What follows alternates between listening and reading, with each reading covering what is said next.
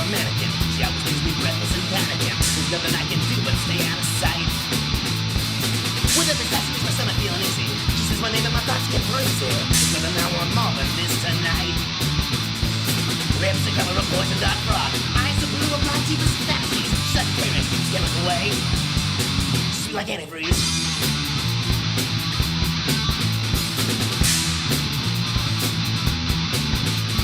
She's got this voice that moves down from the hill, and in the sense she magnifies and kills. But you know I die for a word from those lips. But there's no alignment for other agendas, and we always decided someone to defend us. But it all fades later, she wiggles those hips. Lips the color of the. Hi folks, it's Jim. How you guys doing? I'm excited today. I've got a buddy of mine I have not seen in a very long time. This is Chris. Chris plays in a fantastic band called Black Pestilence. Say hello, Chris. Hey, what's going on? Hey, all right. So yeah, how are things with you, my friend? You know, can't complain. Despite everything being on lockdown and the overall shittiness of the world, I'm just grateful for, all the people, the support network, and just, thankful for everything that I do have at the moment. So that's, I'm just trying to look at the positives, right? Absolutely. I mean, that's all we can do right now. Yeah. Fortunately, we've still got a lot going on with the things that are in our life. We're not currently dealing with anything like the pandemic sucks, but it's not like nuclear winter or something. So that's all right. For sure. Yeah. And what about you? I'm pretty much in the same boat. I can't complain too terribly loudly about life in general. I'm trying to keep myself busy, keep myself engaged and happy. And yeah. Yeah, no, Sorry. I've been noticing you've been putting up a lot of those bass videos. I've been checking those out. That's pretty cool. It is a lot of fun. It's basically it's one of those things that I do to hold myself accountable for practicing, which is annoying. As a grown-up, I shouldn't have to do that, but it's actually the best way to understand whether or not I need to do that or not is just by looking at my what the fuck am I saying? Jesus, my brain is just completely shut off. Looking at my history, because I have not posted one of those videos for bass or trumpet in quite some time, and it's because I haven't fucking been practicing because I've been too fucking busy. Who knew in a pandemic you could be too busy? I don't understand the world, but here we are. But that has been a lot of fun, and I love seeing. I've seen a few other people put some of those out. Did I see you do one? I don't really post too much, just me playing bass, but I think when the pandemic first hit, maybe last year at some point, I did post a playthrough video, just playing to the Interrupters, and I love that band, and any song on bass for them is a lot of fun to play. So I might post another one just for shits and giggles. I've been thinking about it. Never a terrible idea. I enjoy it. I'm really nervous about as a bass player. I'm a good bass player, but I'm not an amazing bass player. And I've come, especially since the pandemic, and I've done a lot more bass playing because I've had a lot more free time. I've come a long way.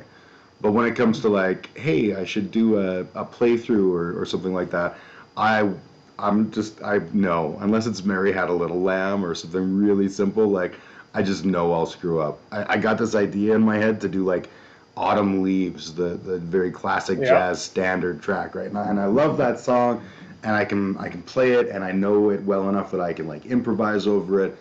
And one time I was like, okay, I've done this a couple times, I'm gonna record it and see. I'll pretend like I'm live.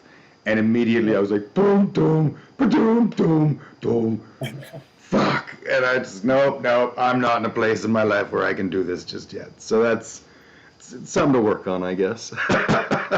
No, fair enough. I hear you. I mean, when you play for the camera, you don't see anyone who's actually watching you, but at any moment, you could have one person or, a bunch of people watching you, and you don't get that same reaction when you're live when, I don't know, you're kind of in the moment, so it doesn't really matter if you fuck up, but when you're, when they're sitting on their computer screen and they're just watching you, you got 2 seconds to make an impression, Oh yeah. And when you're playing live in a room, there's so much other noise that if you make a mistake, you can be like, pull a cool face and be like, where the fuck did my fingers go? God.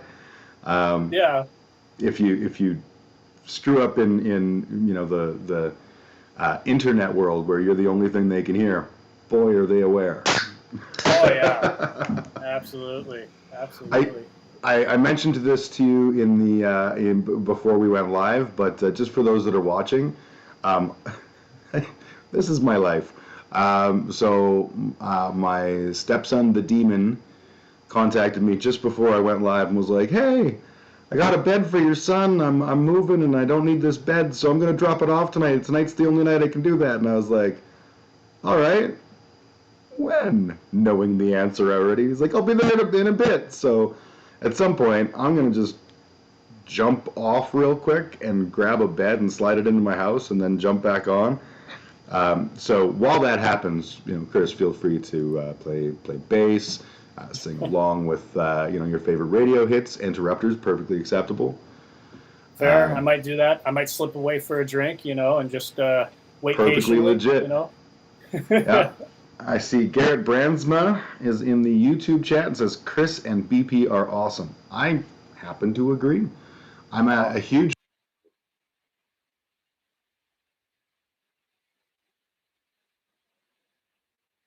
dude. Have you seen these guys? Oh my god, they're like so amazing. And then I was like, no, I don't know what you're talking about, crazy person. And then I saw you guys and I was like, oh my god, oh my god, oh my god, oh my god, this is so good. And that was like in the original lineup, and lineup changes have come and gone, but you guys have continued to just be fucking amazing. I love so much what you guys do. Thanks, man. Appreciate it. Absolutely. Yeah. And how long have you been in the Pestilence of Blackness? I think it's about almost 13 years or something. I started in 2008. What is that, 13? I don't know. My math is correct. Something like that. Yeah, more than 3 weeks. That's... Yeah, it feels like it's been a little while. But, lots of things really. Trying to figure out what to do for this year. That's the main thing right now, Yeah. And so I don't know. I was just wondering, what do you think about singles? In the sense that is the full length album obsolete at this point now? Because people want things so instantly. What do you think about releasing singles? And that being kind of the point. I love the idea of releasing singles. I will admit, though, in this case, I am such a fucking boomer, because I'm still like, I still go and buy CDs from bands and shit like that, right? But as the pandemic hit, I got really, more focused on, well, what are my options for online music? And I like Spotify, but I don't like their business model because they're, terrible. I particularly like Bandcamp, and I like the idea with Bandcamp that you can buy as much or as little as you want of a particular band, right? Like if they've got an album out, you can buy a couple of songs, you can buy the whole thing. Like I enjoy that a pile, and I've seen a lot of bands that are doing singles and stuff on both of those platforms, and I think it makes a lot of sense, but I think that I don't understand, because for me, I'm greedy. And if you guys, for example, if you put out a single, I'll be sitting there the whole time going, I want a whole album. Why don't I get a single? It's not fair. Right. You could put out an album every 20 minutes, and I'd be like, why do I have to wait 20 minutes? It's bullshit. I Okay, no, that's fair. That's fair. All right, all right. But No. honestly, I think singles are a really good idea. It reminds me of when I was a wee Jim and I was big into the world of hardcore gangster rap as a high school kid, and all the record stores had their like singles, and you could go and pick up like a cassette that had one song on each side, or in some cases two songs. And I loved the shit out of that, and because being a poor kid, it allowed me to just chuck $3 on the table and walk away with a couple songs by usually artists I'd never heard before. So I think there's something to it. Just because I'm old doesn't mean it's not a good idea. No. Fair enough. Who was on your top list for the gangster rap? Oh, back in the day, so my era was like the early Public Enemy. Okay. So I had, I went out and bought Takes a Nation of Millions when it was like a brand new album. I loved Ice-T. I loved NWA was a little hit and miss for me. I always found the like Eazy-E's songs about how many women he was having sex with and having babies with. Right. I always found that both uncomfortable and after the fact, like, say easy, easy does it. It could have been a good life motto. But yeah, stuff like that in that era. I ended up listening to a lot of shitty, like poppy soul kind of music because there just wasn't that much that in the realm that I liked. Right. There was a lot of really crappy rap music. That was the era of Will Smith and DJ Jazzy Jeff, the Fresh Prince, Rob Bass and DJ Easy Rock, that kind of stuff.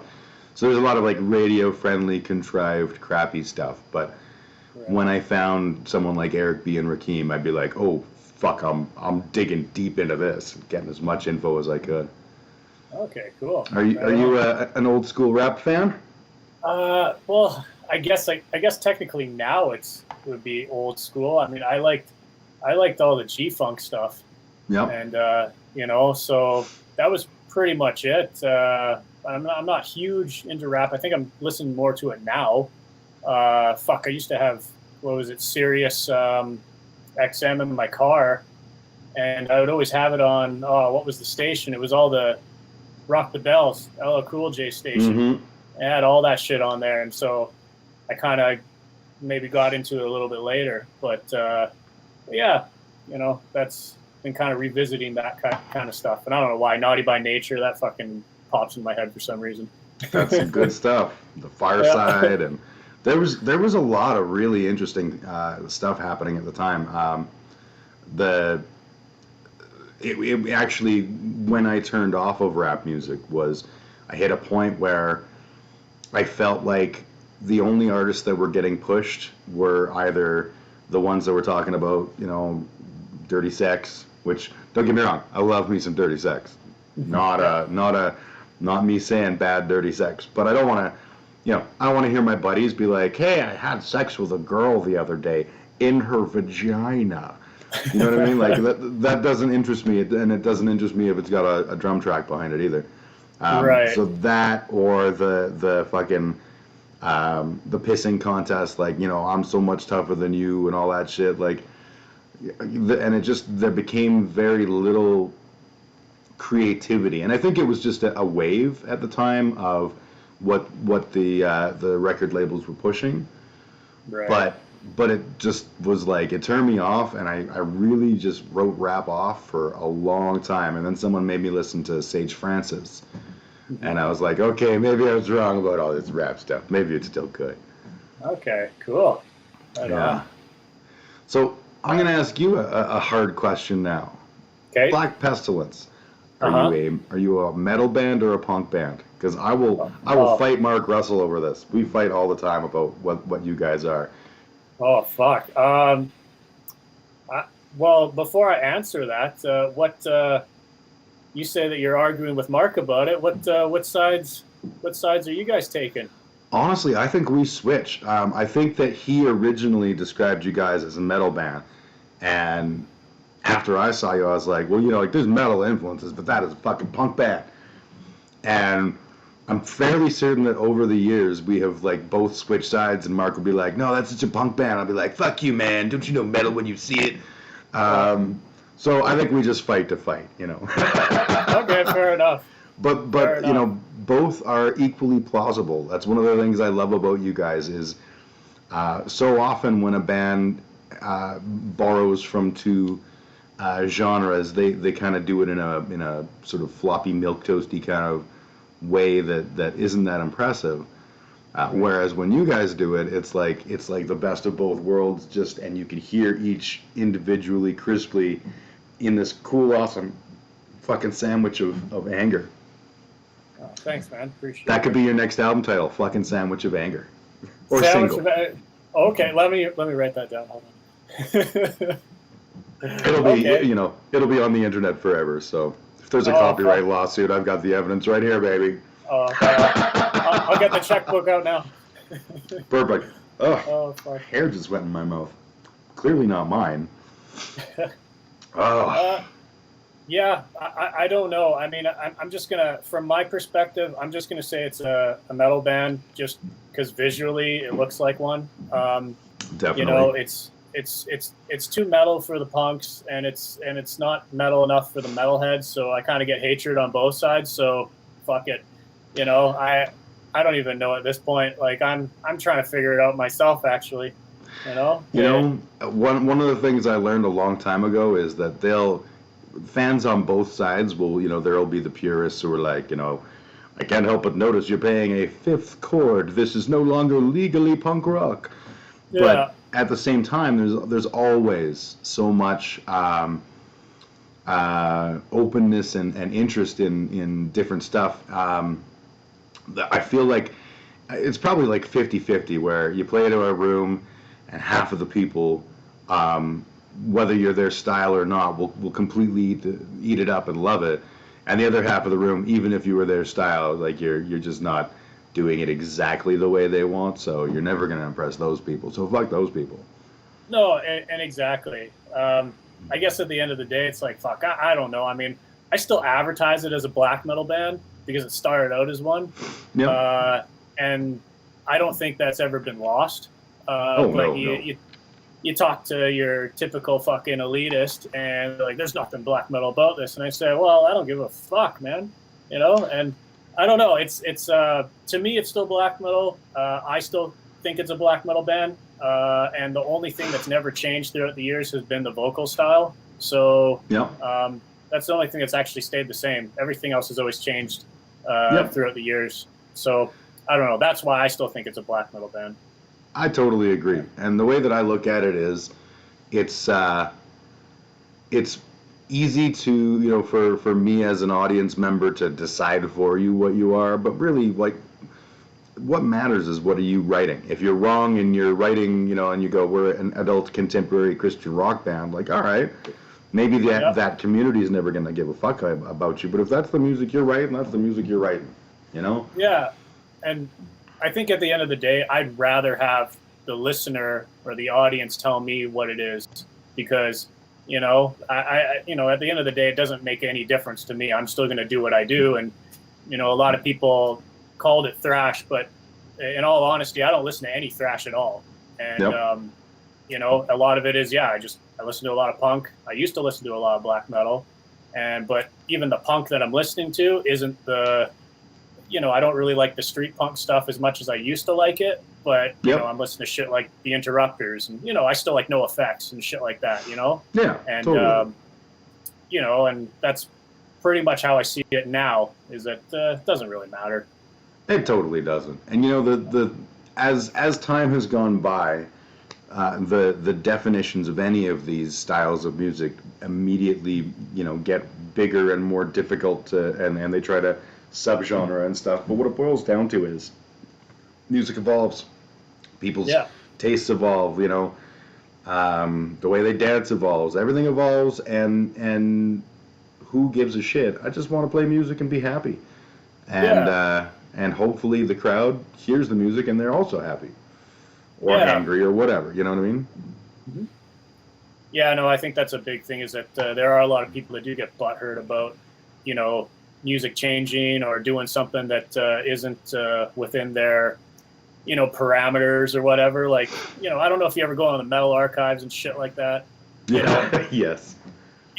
There's so many bands that aren't on there, and I don't really understand why they didn't make the cut, and it's just kind of, it just shows this whole gatekeeper mentality, and it's like, I just don't get it. And yeah, I don't know. It's kind of fucked up. So in the Discord chat, my buddy Bright Sparkling Undergarments asks, is puckered the technical term for anal retentive? I think there's some reasonable argument to be made on that. Anal retentive. Yeah. That's a whole mess right there when you take like your college psych classes and your mandatory 4-credit course in psychology and you find out that not only is there a special term for when people derive all their pleasure from taking a shit, but that like that this is just something you would learn in school. It's like, whoa, this is not high school anymore. I have made the leap to college. Yeah. Oh, fuck. Yeah, fair enough. Anal retentive. And the fact that we associate that with people who are sticklers for details, I love that, I'm really interested in details. Oh, so you gather all your sexual gratification from pooping. Yeah. It's called scat. Yeah.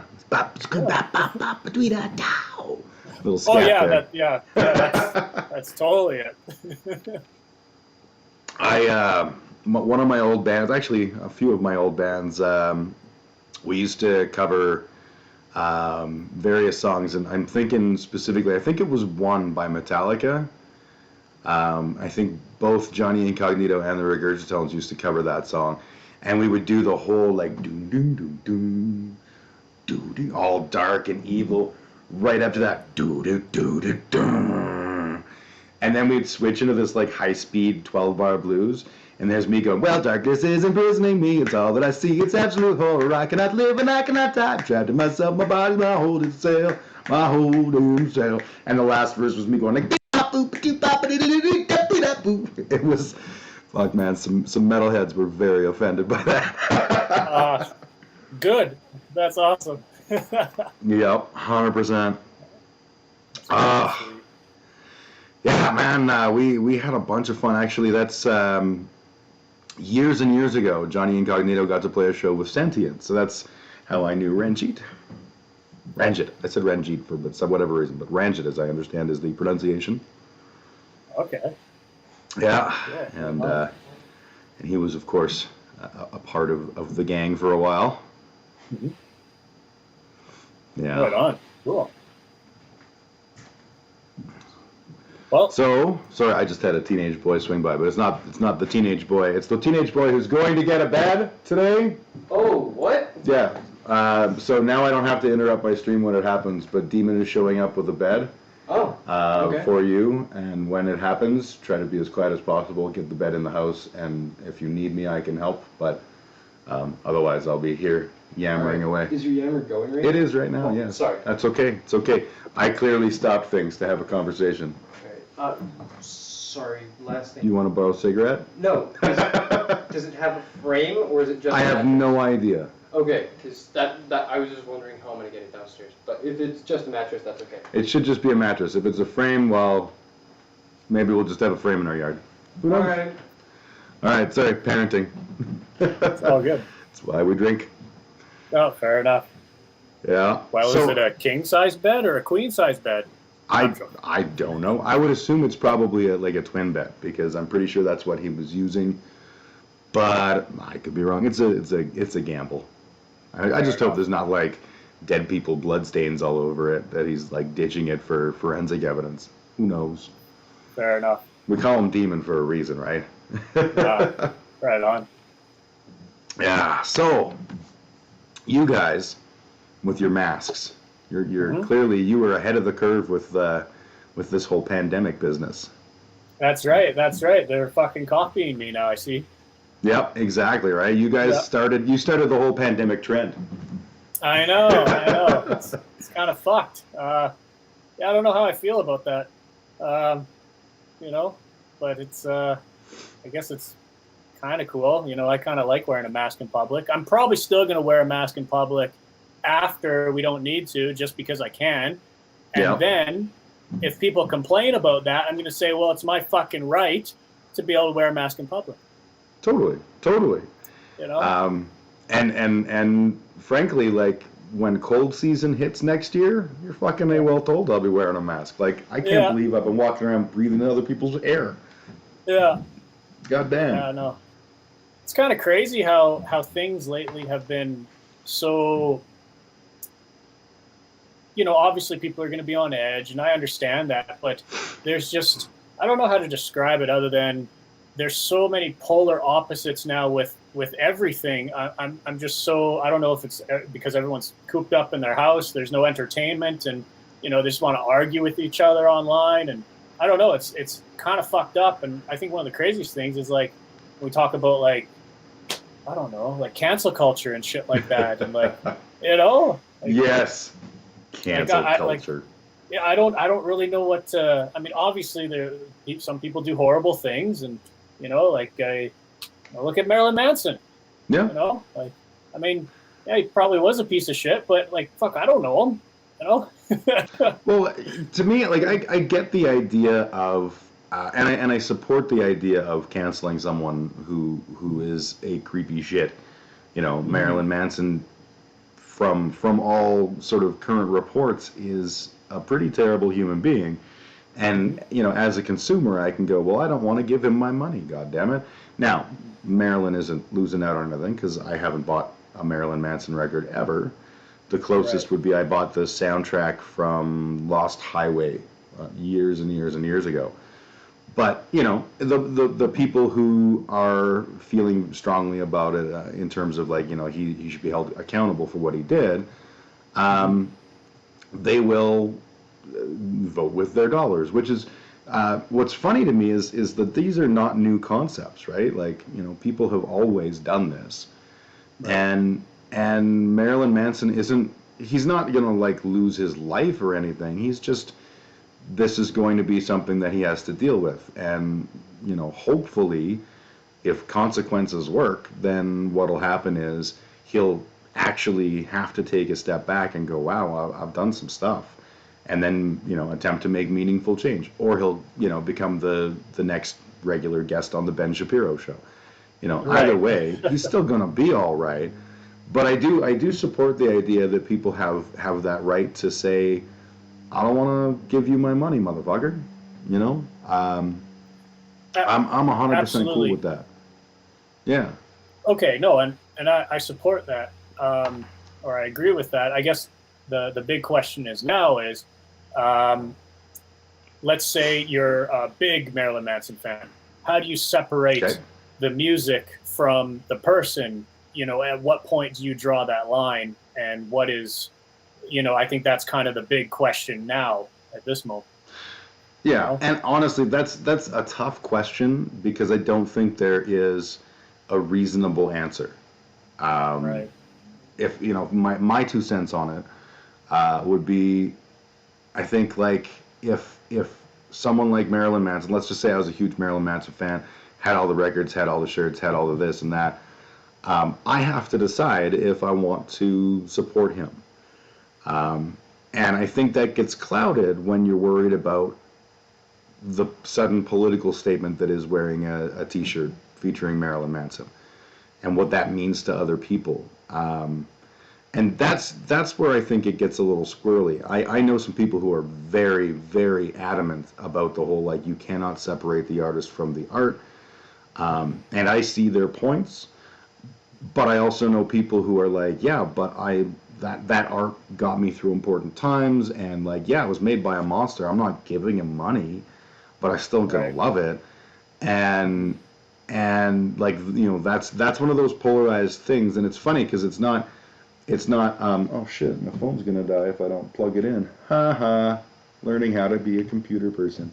Um, yeah, like it's I don't think there's a right answer. I think it really comes down to individual opinion.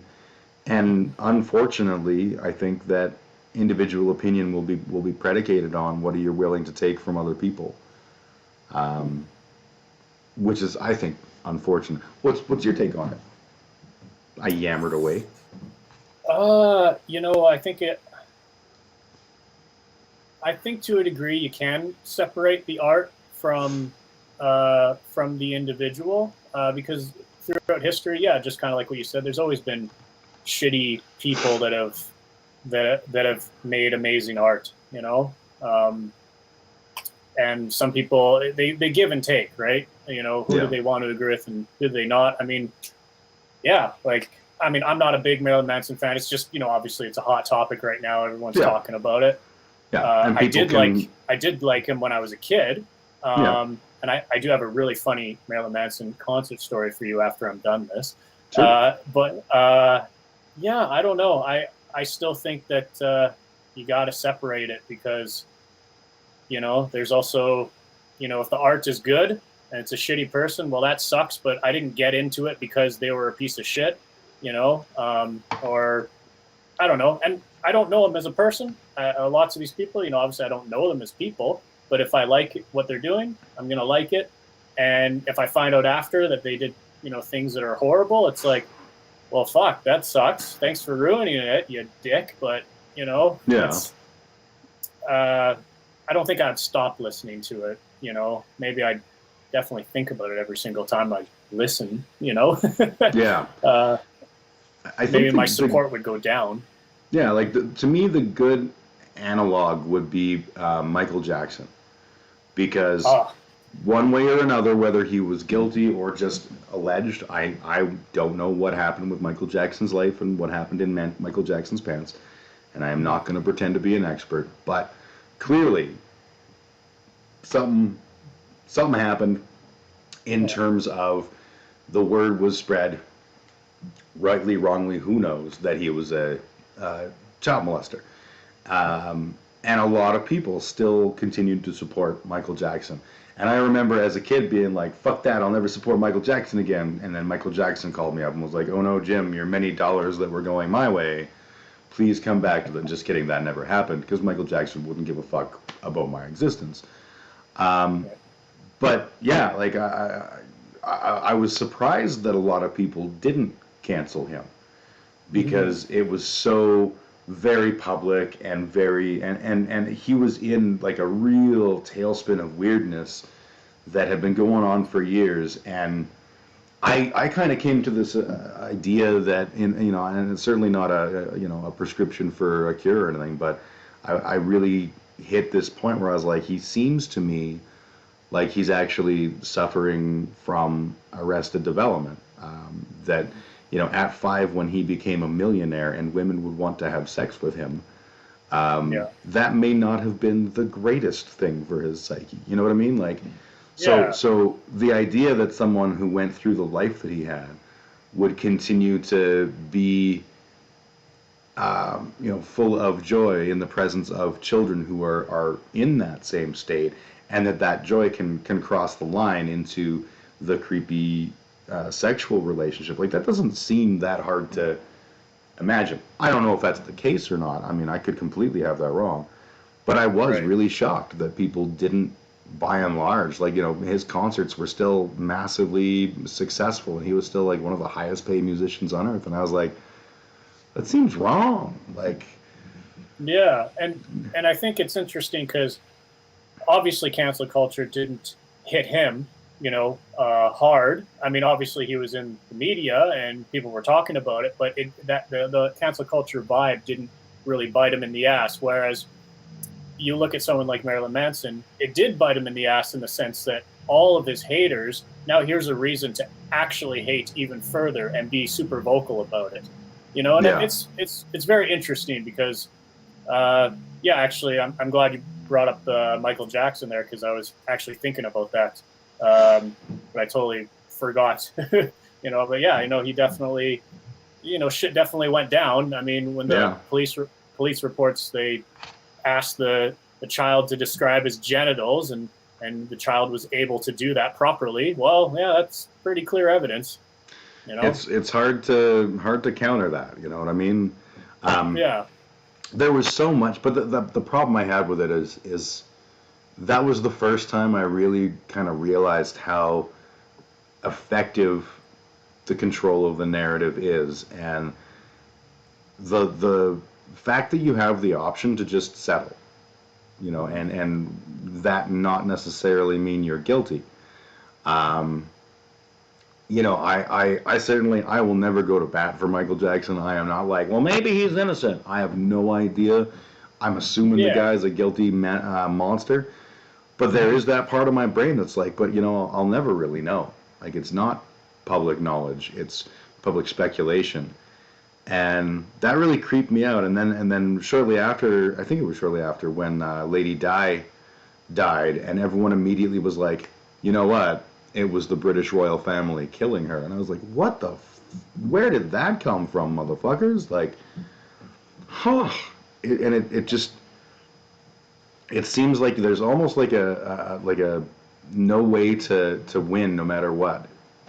Yeah. Yeah, I don't know how better to describe it than that, but shit's getting weird.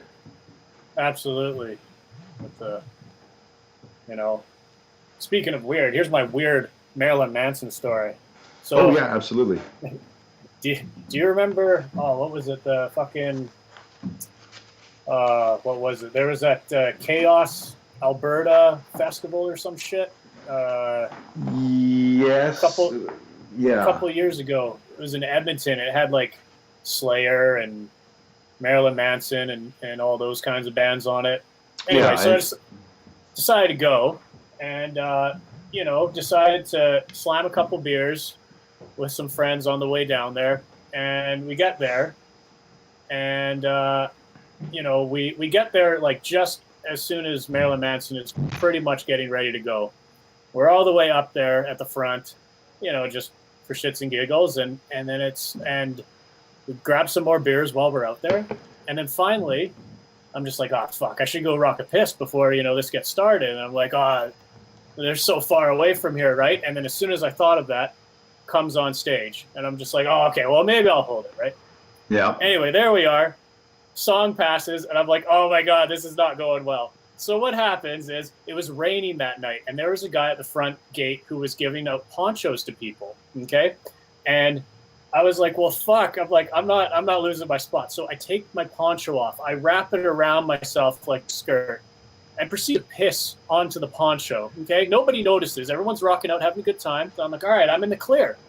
I take the poncho, I throw it on the ground. I make sure to stomp on it so nobody sees it. And I shit you not even 5 seconds later, the guy standing right next to me looks down. He's like, oh, a poncho. He picks it up and he puts it on. Oh. Yeah. Oh, see, I don't blame Marilyn Manson for that. Definitely. No, that was all me. That was but you. I just, oh yeah, no. So there's my Marilyn Manson moment while seeing Marilyn Manson live. That's fucking awesome. My one of the reasons I never got into Marilyn Manson, honestly, was actually politics, but it's different than what you might imagine. Manson was at the sort of the height of his initial rise. There was the Canadian tour, and he was supposed to play the Max Bell Arena in Calgary, and it got canceled, and everyone moved to Edmonton, and there was a big, like, you know, I may not support you, but I'll support to the death. You're right to say the thing, just say, fetter. Right. There's a whole thing there. What I found interesting about it, and this is me being an early conspiracy theorist, so Alan Rickman was the guy that owned the Max Bell Arena, and Rickman had been the owner of, I believe it was the Stamps, and had come under a lot of fire. People were not happy with the way the Stamps were being led. They were not happy with some of his business decisions, and he was very publicly being vilified. And then all of a sudden, he's this fucking protector of the family values. You know, they booked that tour. It's not like Max Bell Arena's staff are like, oh, Marilyn Manson, I think I saw her in that. Didn't she date John F. Kennedy? Oh, I can't wait to see her croon. You know, like, they knew what they were doing, and then all of a sudden they're like, oh no, we would never support this shit. We're canceling the show very publicly. And like apparently the show in Edmonton sold like twice as many, or thereabouts, twice as many tickets as it was expected to sell in Calgary and Edmonton put together. So I always was like, you know what, this feels too much like a fucking like a work. I don't need this shit in my life. And I don't know if that's true to this day. And at the time I wasn't like, this is the truth and you can check it out on my new QAnon website or anything shit like that. It was like literally, I just felt I got a bad feeling about things, and I was like, you know what? There's nothing here that I like. The music was all right, but it wasn't so like it didn't hit me in a way that made me want to care. And then that story hit me in a way that made me want to not care. So the not care one. Fair enough. Fair enough. Yeah. But I do think it's a tricky. It's almost easier for the person who is being canceled than for their fans, because the people who are being canceled, Marilyn Manson, it's not like he's suddenly out of money. He could theoretically just disappear and live the rest of his days in anonymity, in luxurious comfort. Or he could put in some work and decide that it was really important to him to come back and that he knew that he needed to apologize.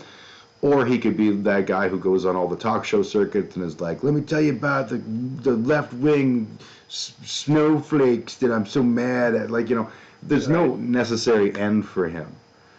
But his fans are now at the whim of this outside force, right? The attitude that if you continue to like him, you're bad people. Or if you... Thanks for, I'm glad we're having this conversation right now. Yeah, no, not doing anything right now. I have children. And the power of sarcasm. Yeah. I can hear them out there making their little children noises, childrening away, childerfully. That's okay. Yeah. We'll see. We'll see how it works. It goes in the freezer there.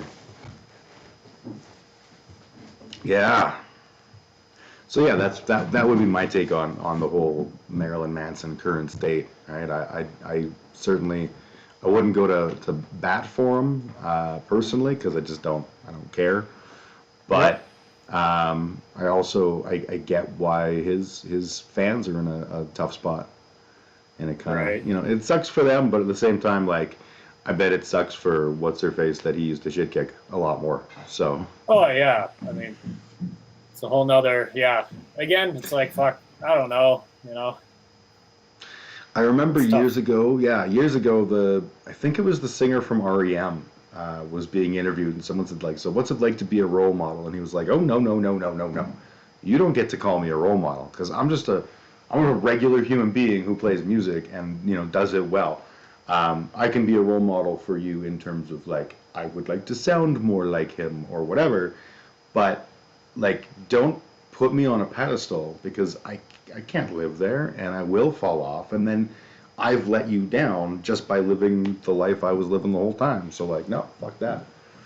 And I kind of, I like that. But we do. We absolutely put people on a pedestal, and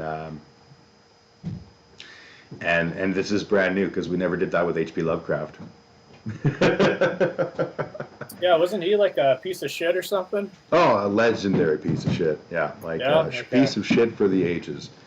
Never met a black person he couldn't disparage. Just one of those. But it was at a time where everyone was cool with that. Like, you want to be a complete Nazi piece of shit? Well, hey, you're a good writer. I like that. And he got away with an entire lifetime of that, and he still gets reverence for being a brilliant author. And every time his name comes up, there's that segment of the population who are like, but he was a piece of shit. Why are we revering him? Here are 30 names in that same genre that are better writers and don't have the skeletons in their closet. So, I don't know. It's a mixed bag. There's no winning. Yeah, no, that's fair. That's fair, man. Yeah. Are do. you from the? Go What's ahead. that? Go ahead. Go ahead. Oh, I was going to change the topic there. Yeah. Are you familiar with Anton LaVey at all? Ah, Mr. Zandor, Anton Yeah, Zandor LeVay. Yes. yeah. Yes, I am. And so you've read the Satanic Bible. Yes, I have. I'll tell you the story. Uh, Before you ask the question, I'll tell you the story of how I read the Satanic Bible. So I grew up a very Christian boy. okay. And then as I aged, I lost my ability to believe. And around the time I was 18, I was like, I can't call myself an atheist, but I do not believe anymore. And then that stepped, eventually got to a place where I was able to comfortably say, you know what, I don't believe I'm an atheist. This is how things are.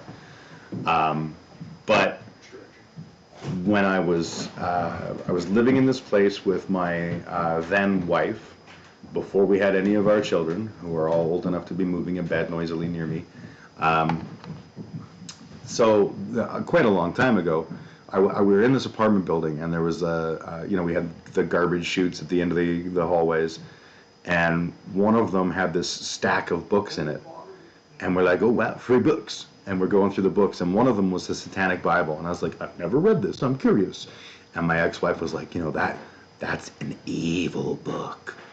And I was like, well, now I'm gonna fucking read it. And so I did read it at the time, and I read it again afterwards as I grew and developed with age. So I'm by no means a LaVeyan scholar, but I am familiar with the work. Okay. Very interesting. Very interesting. I guess I was kind of in the same boat too. Grew up in a Christian family, and then in my teens, kind of realized, well, Look this at is a me whole now, lot of Ma. shit. Yeah. Well, it was funny as I got older and basically explained to them why, I thought organized religion was all shit. That's when they kind of came around and said, yeah, we agree with you. I'm like, wait, what? Like, why did you make me do this then? Yeah. Confirmation school, all that shit. And they're just like, oh, well, that's how we were raised, so we wanted you to be raised the same way. I'm like, well, okay, fine, that's fair. Anyway, so 16 years old, find the Satanic Bible, read it, and I'm like, okay, I get it, I understand. And then I continued to revisit it, started reading more, started following, for example, like the Satanic Scriptures, which Peter Gilmore wrote, very much more well-spoken than Anton LaVey. Yes. And it's funny how, obviously Anton LaVey has made this whole philosophy, and a philosophy that where there's some parts you agree with, some you don't, and that's fine, because not every, just like Anton LaVey said, not all Satanists will want to or need to agree with each other. It's for the individual. That's Exactly. fine. So definitely enjoyed and learned a lot from reading the Satanic Bible. Learned a lot from reading the Satanic Scriptures. And I have to say, I started reading more of the works that Anton LaVey started writing. And so this book right here, I've been reading lately, Satan Speaks. Okay. And it's the last book that he wrote before he died. And there's actually a foreword by Marilyn Manson in here, so even more taboo. Anyway, point is that as I read this book, fuck Anton LaVey. Like, what a miserable fucking person, Yeah, that's why you got Marilyn Manson. Actually, but yeah, I know. So there we go. Where we talk about putting people on pedestals. Not that I ever put Anton LaVey on a pedestal. It's funny that that this book, I definitely disagree with him way more than I ever possibly thought I'd ever imagine. Yeah. And it's, I don't know, a very interesting read, and it's definitely cool. But obviously I still support Satanic philosophy for what it is, but For sure. Definitely him as an individual, I think he's a piece of shit, or was a piece of shit. I saw a meme recently that described Anton LaVey as Ayn Rand, but with candles. And I can't think of a better description, honestly, because like Ayn Rand's Atlas Shrugged and all this, like it's all very libertarian, but very, very like dangerously, selfishly libertarian. And that was the vibe I got out of LaVey. Is my initial read, I was like, this is not what I expected. It's way more positive on the idea that, you should be allowed to do what you want as long as you're not hurting anybody. And then whenever I saw conversations with him and stuff, they would twist how I viewed the book, and when I reread it, I was like, maybe I didn't just see this in the or origin of my paying attention here, but yeah, I really got this vibe like that skeevy kind of libertarian, the like libertarian for me, but maybe not for you. Right. You know what I mean? And so yeah, I much prefer the sort of the Satanic Temple and the work that they're doing, because I'm of course a lefty psychopath who supports all of the worst possible things. Fair. But Okay, I'm going to stop you right there. I don't like to come up politically, really, but at the end of the day, I'm a lefty too, but I hate the Satanic Temple. And that's fair. And they are a political activist group. Definitely. And I don't think they should be using Satan as their poster boy. You know? Yeah. I mean, even though I agree somewhat with what they're trying to achieve, I think the way that they're executing it is bad. And I mean, yeah, at the end of the day, it's just like, yeah, I totally get it, and I support it on the inside, but they're making the whole philosophy look like one big joke, and it's like, I don't know. I don't disagree. I definitely see that what they are accomplishing is interesting and powerful stuff, but at the same time, it's not satanic. It's very lefty, very progressive, and you can argue that Satan would be a progressive if you wanted to, but I feel like that's probably a pretty tenuous argument, like at best. And again, we're talking about a Satan that doesn't exist, right? Absolutely. So my friend in the Discord chat, Bright Sparkling Underpants, says, I might be a Randroid, Jim. Kelvin, I genuinely hope you are not a Randroid, but that sounds painful, and if you are one, you should get looked at. Sorry, go ahead.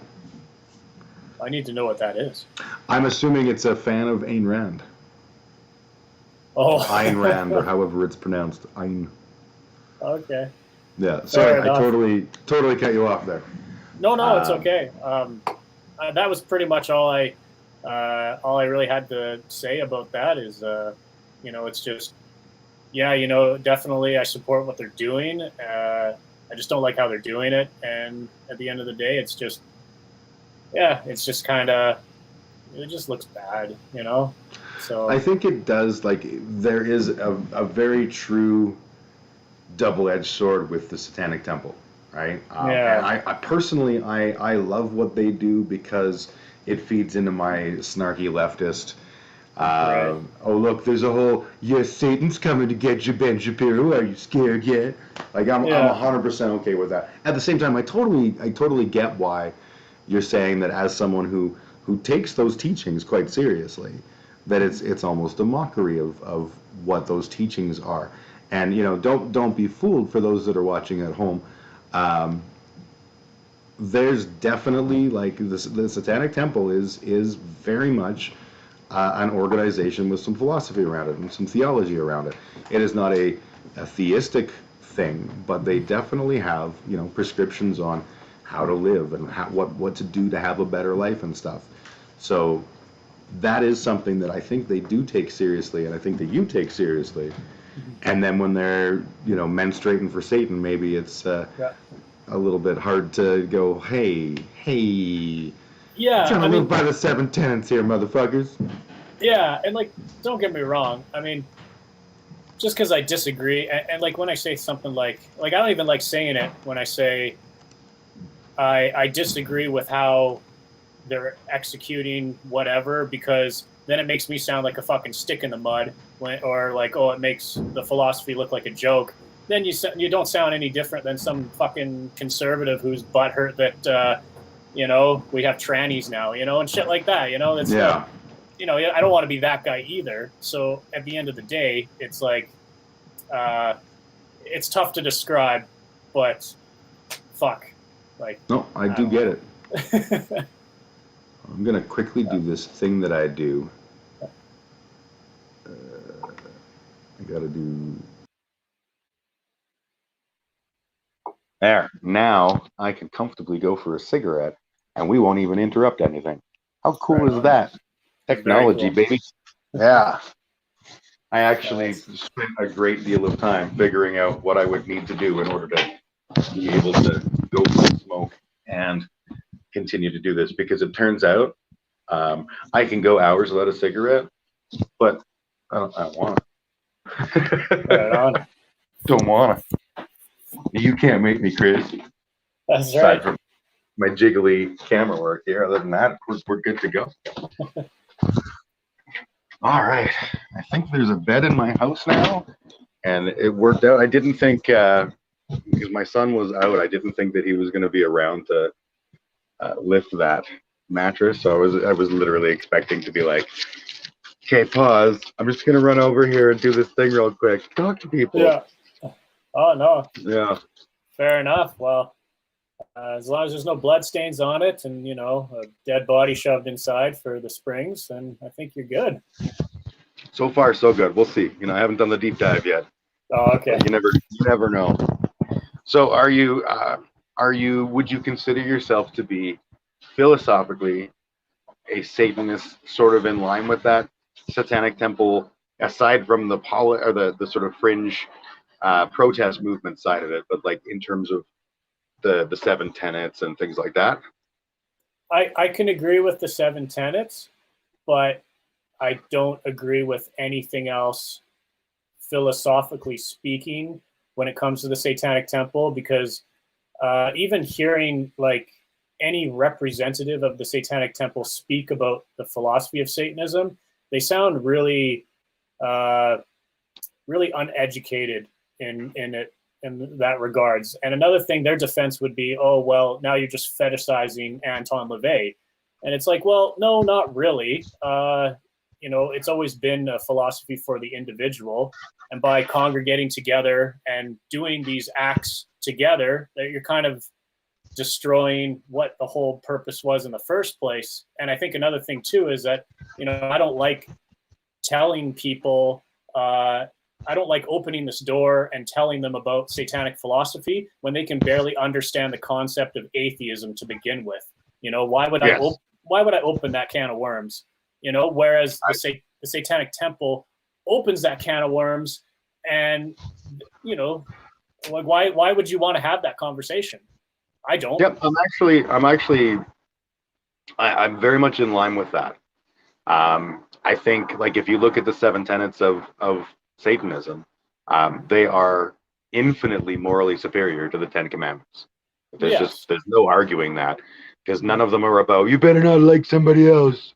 If you like somebody else, I'm going to burn you to salt and stuff. Mm-hmm. Like they're actually statements that are good. But yeah, no, I don't disagree that, especially I've seen several people in media who talk about the Satanic Church, and they take a very dismissive tone towards it, and they're like, "Oh yeah, don't worry, we don't believe in Satan. Now we believe in Satan. Don't be crazy. We're not lunatic. We do believe in Satan." And that's true, but that's not the point of the religion. It's not some great big ironic meme. It's like a very legitimate philosophical approach to life. Right. And I think that's another thing too, is that I don't, maybe I disagree with the fact that they do call it a religion, and it should be called a philosophy, because part of a religion, I think, is that faith is required. And regardless of whether you affiliate with the Church of Satan or the Satanic Temple, neither has faith that is required to be a practitioner or supporter of it. And so that's another reason why I kind of disagree with it. And at the end of the day, it's like, I know that they were trying to hold the what were they trying to do in the States a couple of years ago? They would want to host ceremonies, religious ceremonies in the court of law. Well, you don't take religion out of politics by putting more religion into it, and so it's like, you're not like, I understand the point of it, but you're not helping the cause. You're just putting more religion into a place that shouldn't have religion in there in the first place.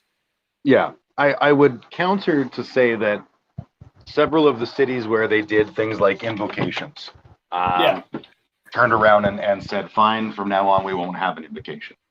And to me, that's the best possible outcome, because those invocations shouldn't have been there in the first place. They were almost always of a evangelical Christian stripe, and they would go, oh, we're totally, every now and then we'll let one of the brown people tell their brown people's church stuff.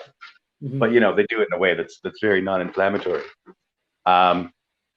So in that regard, I think there was some good that came of it, but I don't disagree, right? The idea that we need more politics and religion, more religion and politics is not something I'm down with. Yeah. I mean, I guess at the end of the day, I guess it was effective. They won, I guess. I mean, I don't know. I kind of stopped following what they were doing after a little while, just because I just didn't want to affiliate with that. But maybe that's just me being, grumpy about it. I don't know. But I get that. So there's a bunch of comments here from Bright Spiking Undergarments. I'm left with WRT. I'm not sure.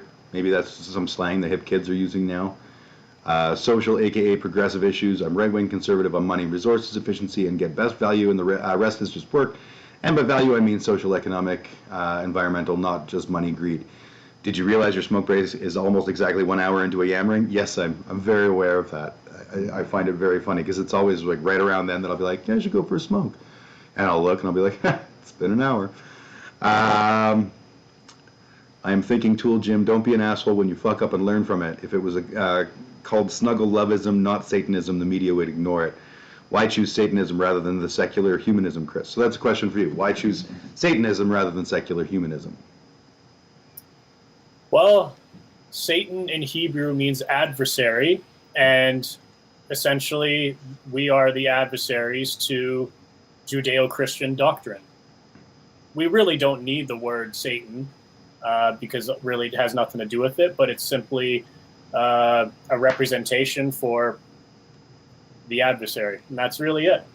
I think it's good iconography too, right? Like there's no questioning when you say I am a Satanist. You are not saying I'm somewhat different than you philosophically. You're saying I am adversarial.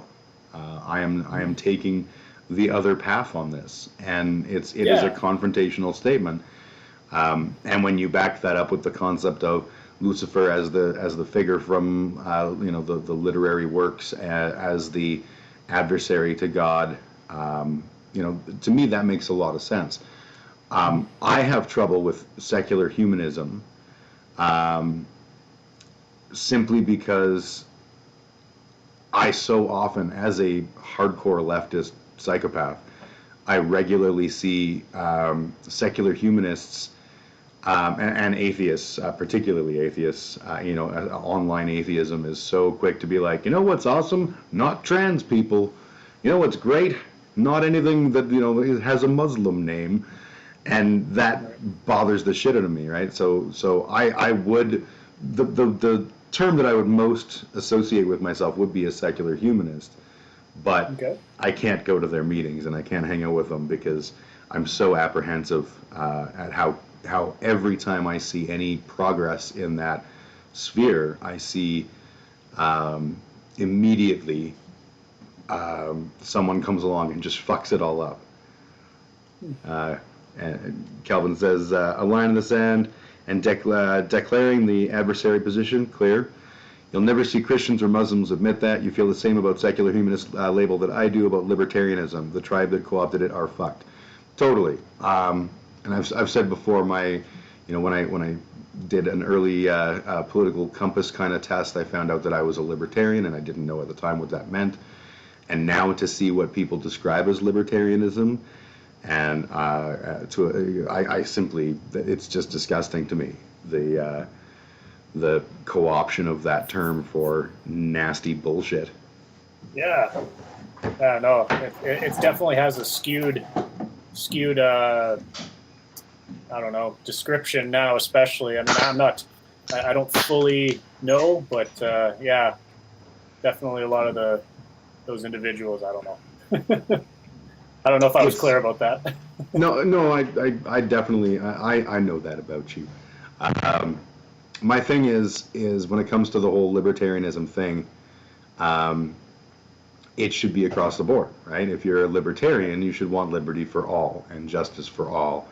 And it's libertarians that are often like, yeah, but black people commit crimes at disproportionately large percentages. And you go, yeah, motherfucker, but they also have a lot of other things that factor into that and we're not addressing. So eat a bag of dicks. Yeah. Okay, that's a good description. Yeah.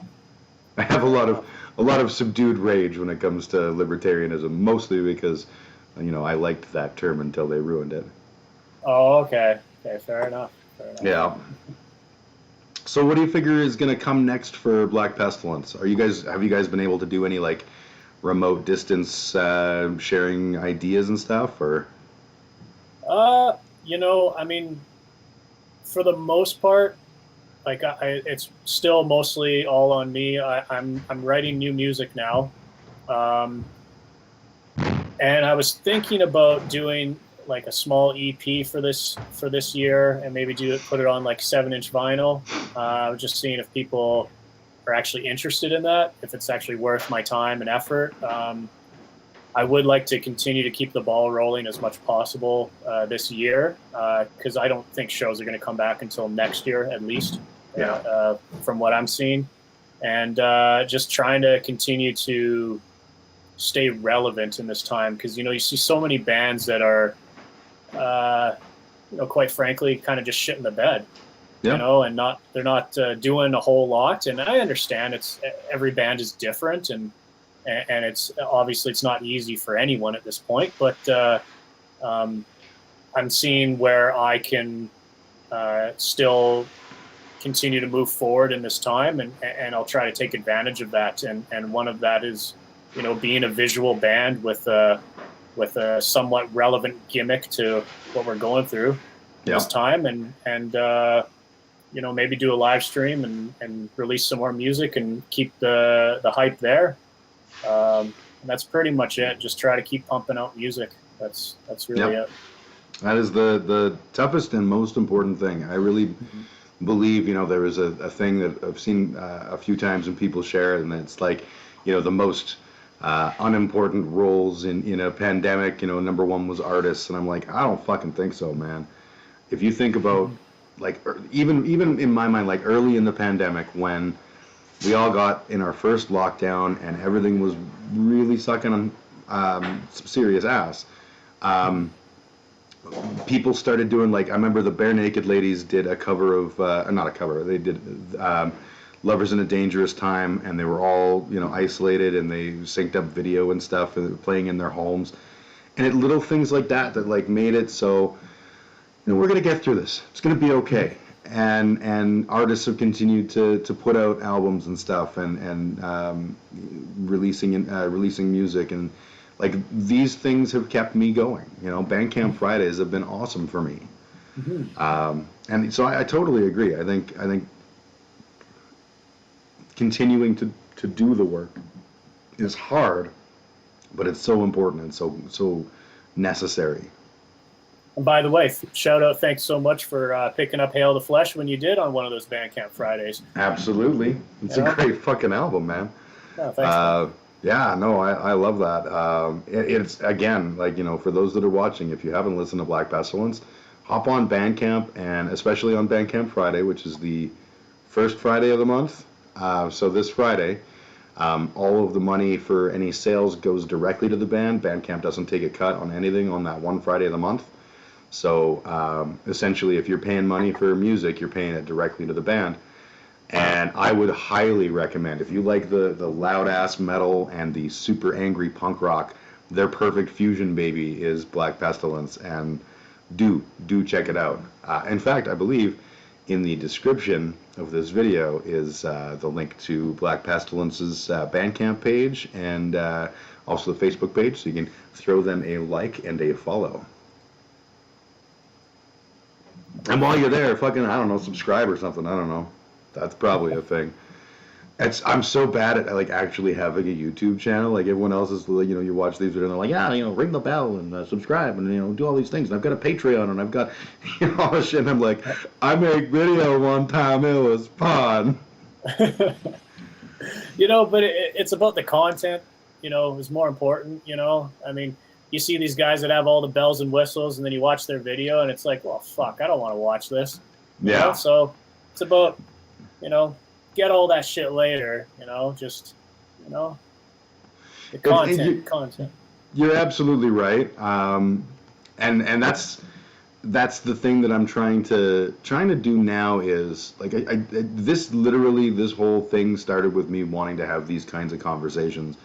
And then I was like, well, now as I'm exploring the technology, I'm like, I can do some fun, stupid stuff. And I started to really enjoy it. And I don't imagine I'm going to make a career out of this or whatever, but it's probably going to be a hobby that I continue even post-pandemic. And so you kind of can't help but, look at what other channels are doing and what do I think I would, be able to do, and what's a cool wrinkle that I could do on that and make it my own kind of stuff. And it's funny because it's like, oh great, that's what I needed. Another fucking hobby that'll take money and time. As I'm buying more shit. I don't know if you saw my gloating on Facebook. I bought a gorgeous guitar. It is the backdrop behind which we are talking right now on the YouTube stream. Fuck, I can't even think of what kind. It's Les Paul, I think. Fuck, I should know this, but I've never been a brand name guy. So like when people are like, "What kind of bass you got?" I'm like, "It's got 5 strings." Oh, okay, yeah. So the question that I asked you, like a month ago. Yep, exactly. What do you what kind of guitar is that? Blue. Oh, okay, yeah. But it's beautiful, and I love playing it. Okay, cool. Yeah, no, I was just curious, just because, the one I use is the Fender American Jazz, and you said yours is the Squier Jazz? Yeah. Okay, cool. Yeah, no, I was like, oh, it looks very familiar. Right on. Yeah, I've got the Squier Jazz for my 5-string bass, and I think it's a Les Paul that I got as a guitar, but I don't even fucking know. And then I also have an Epiphone bass, 4-string bass, and I've got my upright bass, and I've got trumpets and plastic trombone and plastic trumpet and clarinet somewhere in my house and all this shit. Cool. So I'm kind of a dork when it comes down to it, and I love buying new instruments and just exploring and playing with them. So that's been fun. Right on. No, that's cool, man. I definitely have some bizarre instruments as well. I got a djembe. I have a water phone. I don't know what that is.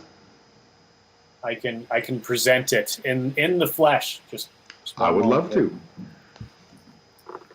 This commercial break is brought to you by Lucky Lager.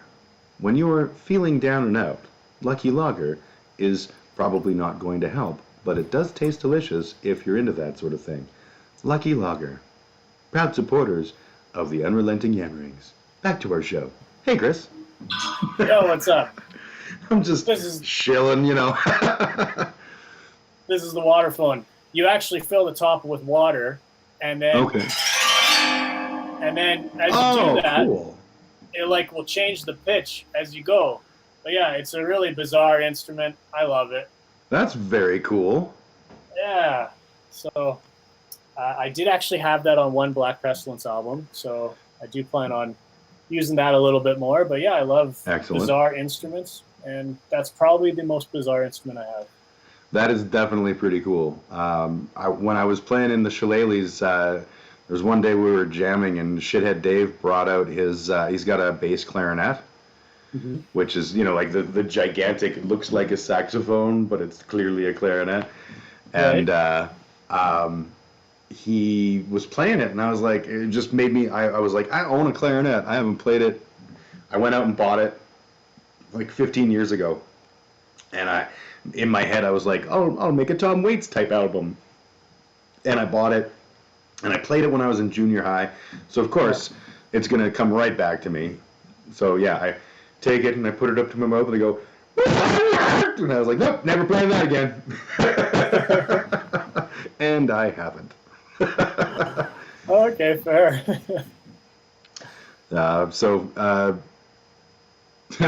Just looked in the comments, and Calvin says, "Fuck you, Jim Pilsner," because while you were gone, I was pretending like Lucky Lager was a sponsor. For the record, Lucky Lager is not my sponsor. One time I asked them to sponsor the Beer Corps Awards, and they were like, "We'll give you hats," and I was like, "You want to give us like $500? That we can talk." But it is my lovely beer of choice. Well, did you take the hats at least? No, because they wanted in exchange for giving us a bunch of hats. They wanted to like have the top billing of promotion, so it would be like Lucky Lager presents the Calgary Beer Co Awards. And I was like, oh no, no. Okay. You don't get how this works. We were sponsored regularly by like Big Rock and Jägermeister and Jack Daniels, and all of them would like it wasn't a lot of money, but they would throw some money towards it and throw a whole pile of swag. Like the best was, you might have been there. We had won awards one year when it was still the second distillery, and Jack Daniels was the sponsor, and it was the year that it was right before Honey Jack came out. And he went down to the States and smuggled a couple of bottles up for us so that we could have the first Honey Jack in Canada on stage at D2 for the Beer Corps Awards. And we're all doing shots of this. And my honest answer, I fucking couldn't stand it immediately. I took one shot and I was like, that tastes like angry pancakes. But I was doing shots of it all night. Just like, delicious. Oh, fuck. Oh, man. Yeah, the Beer Corps Awards were always a fucking blast.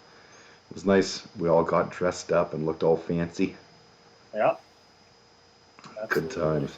Yeah. Did you ever? You guys came to.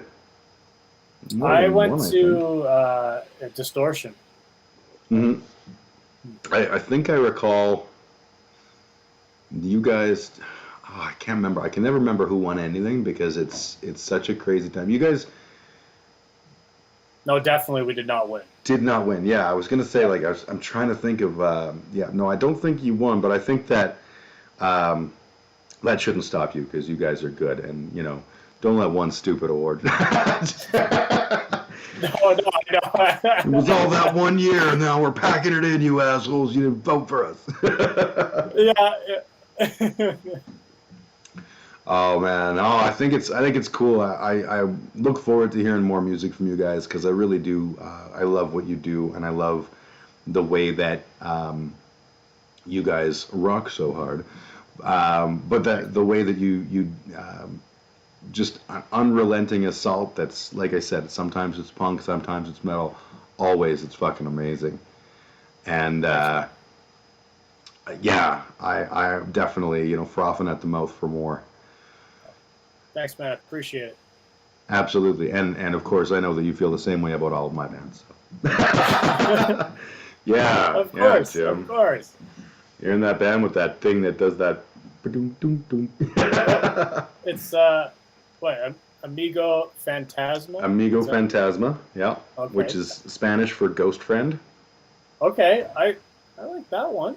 Yeah, it's fun. We're a good time.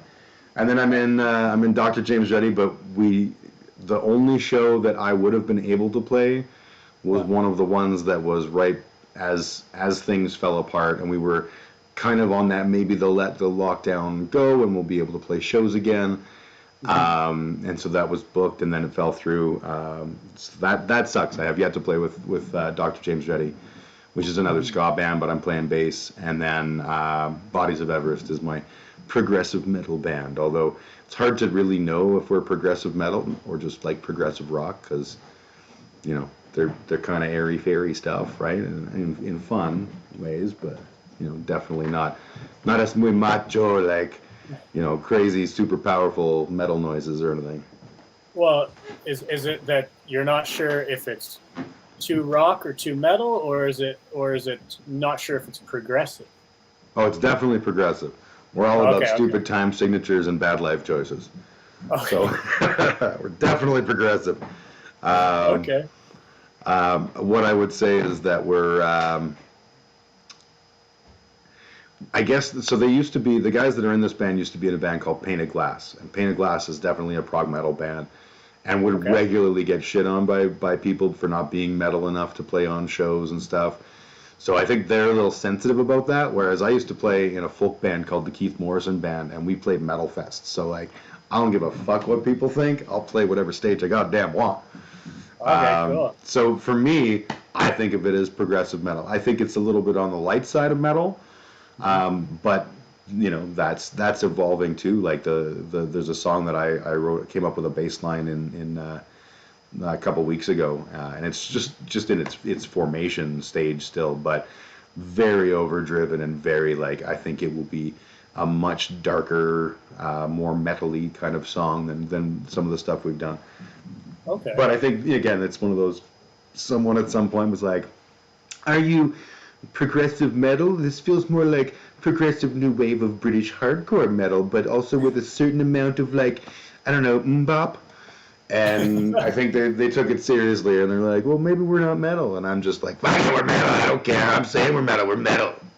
Yeah. Oh, fine. Okay, fair enough. Which I think is how the world should work, right? Someone Yeah. tells you guys you're not a Christian contemporary rock band, you can be like, fuck you, we're doing this. Yeah, absolutely. All our songs are about what an abusive lover God is. Yeah. Oh, yeah, that's totally what he is. That's the shit I fucking, like. I used to go to my church with my parents. When they moved to Kelowna, they got into really evangelical Christian stuff out there.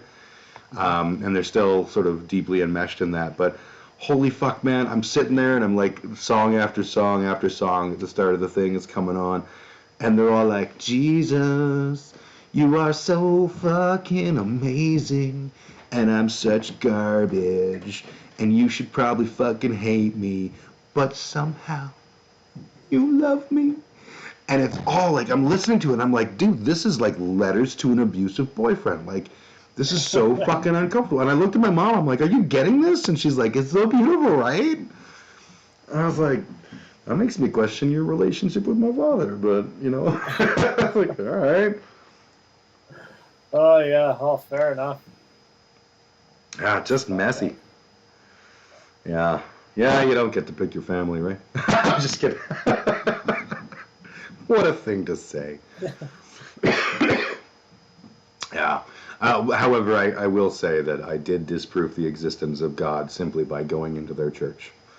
No bad things happened, no blood from the sky, no lightning bolts. Clearly, if there was someone God was going to take a shot at, take a good stiff poke at, right there. Yeah.